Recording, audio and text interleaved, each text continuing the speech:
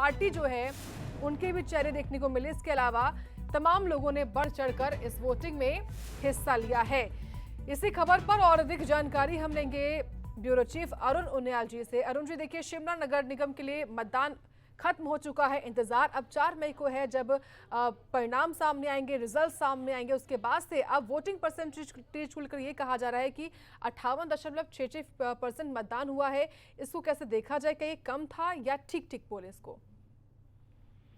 देखिए साक्षी, मतदान आ चुका है। उसका 58.86% राजधानी के शिमला के लोग निकले हैं।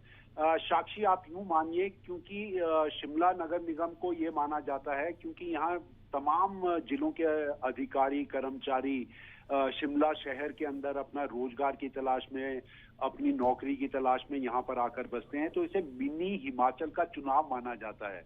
लेकिन बड़े अधिकारियों को वोट के मतदान केंद्र तक लेकर आना, ये लगातार एक सवाल सिर्फ शिमला नगर निगम या हिमाचल की राजनीति का नहीं, ये देश की राजनीति का आपको सवाल जरूर बड़ा बनता दिखाई दिया होगा। और शायद यही वजह है, कुछ खराब मौसम और उसके साथ ये जो एक बड़ी बानगी चुनावों के भीतर देखी जाती है कि ज्यादा मतदान के लिए निकल कर सामने नहीं आते हैं। दूसरी वजह, सत्ता में कांग्रेस आ गई है। सत्ता में आने के बाद अगर नगर निगम का चुनाव है तो एक बड़े मूड के साथ, बदलाव के मूड के साथ ये मतदान नहीं हुआ है।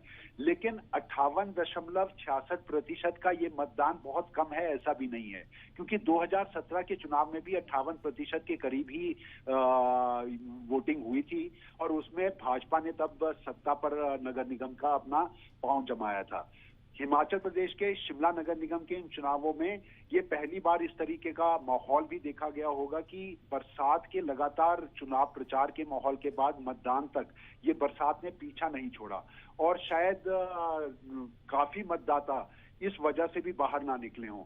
लेकिन शिमला नगर निगम में कांग्रेस और भाजपा की राजनीति के अंदर बड़े नाटकीय मोड़, ये पहला ऐसा चुनाव होगा कि शिमला नगर निगम में बड़े नाटकीय मोड़ के साथ कांग्रेस और भाजपा की राजनीति के चेहरों को देखा गया होगा। शराबबंदी का आज आपने देखा होगा किस तरह से भाजपा ने कई सवाल बनाने की कोशिश की। पहले मुख्यमंत्री के ऊपर ये सवाल दाग दिया कि नैतिकता के आधार पर उन्होंने नदौन में अपना वोट डाला है तो शिमला नगर निगम के उस वार्ड में वो अपना मतदान ना करें, जब पक्ष चुनकर अपनी सियासी पारी को शुरुआत करके आए हैं। माकूल जवाब देने की कोशिश कांग्रेस की तरफ से भी की गई, लेकिन अदालत में जाएंगे, कानूनी पेचीदगियों में फंसेंगे, इससे पहले ही इनकार कर चुके थे और शायद इसीलिए भाजपा ने यह आरोप लगाया था कि नैतिकता के आधार पर मुख्यमंत्री को नहीं आना चाहिए। 3 घंटे, लगभग 2.5 से 3 घंटे के वक्त के इंतजार के बाद मुख्यमंत्री पहुंचे और उन्होंने अपने परिवार के साथ छोटा शिमला वार्ड में मतदान किया। दूसरा बड़ा सवाल भाजपा ने आज मतदान के वक्त में उठाया कि ये जो ईवीएम के अंदर कांग्रेस और भाजपा के कैंडिडेट्स के नंबर के वाइज उनकी प्लेसमेंट दी जाती है और वो भी छोटा शिमला वार्ड, महत्वपूर्ण वार्ड जिसको हाई प्रोफाइल सीट समझा जा रहा था, जहां से कांग्रेस को महापौर का एक चेहरा मिलने की सबसे बड़ी उम्मीद मानी जा रही थी, वहां पर प्लेसमेंट जो ईवीएम के अंदर चुनाव आयोग की पहले की जानकारी के मुताबिक पर भाजपा के चेहरे की होनी चाहिए थी, उसको सरका कर दूसरे नंबर पर कर दिया गया और तीसरे नंबर पर जो कांग्रेस के कैंडिडेट थे सुरेंद्र, उनकी जो है जगह, उनको वहां पर पहले ईवीएम के प्रेजेंट उसके ऊपर कर दिया गया।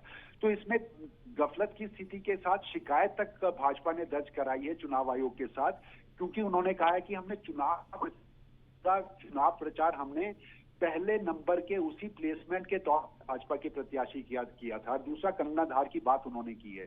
तो ये तमाम चीजें देखने को मिली। खट्टी मीठी यादें चुनाव के ये जो पेंतरे हैं राजनीतिक दलों के, वो देखने को जरूर मिले होंगे। लेकिन 58.66% का ये जो मतदान है, ये बहुत ज्यादा उत्साहवर्धक, किस पार्टी के लिए लोग निकल कर बाहर आए हों ऐसा साक्षी देखने को नहीं मिला। एक गफलत की स्थिति साक्षी और हमारे को देखने को मिली, वो ये थी कि कई लोगों ने कहा कि हमारे वोट नहीं बने हैं। कुछ ऐसे थे जिनके परिवार में बच्चों के वोट थे लेकिन माता पिता का वोट नहीं बना था। तो ये गफलत की स्थितियों के भीतर हुआ हुआ चुनाव शिमला नगर निगम का जरूर जाना जाएगा, लेकिन 58.66% के साथ 4 तारीख को होने वाले नतीजों और के अब सबकी नजर है 4 मई को जब मतगणना होगी, रिजल्ट आएगा। आपका बहुत धन्यवाद विस्तार से आपको बताने के लिए अरुण उनियाल जी।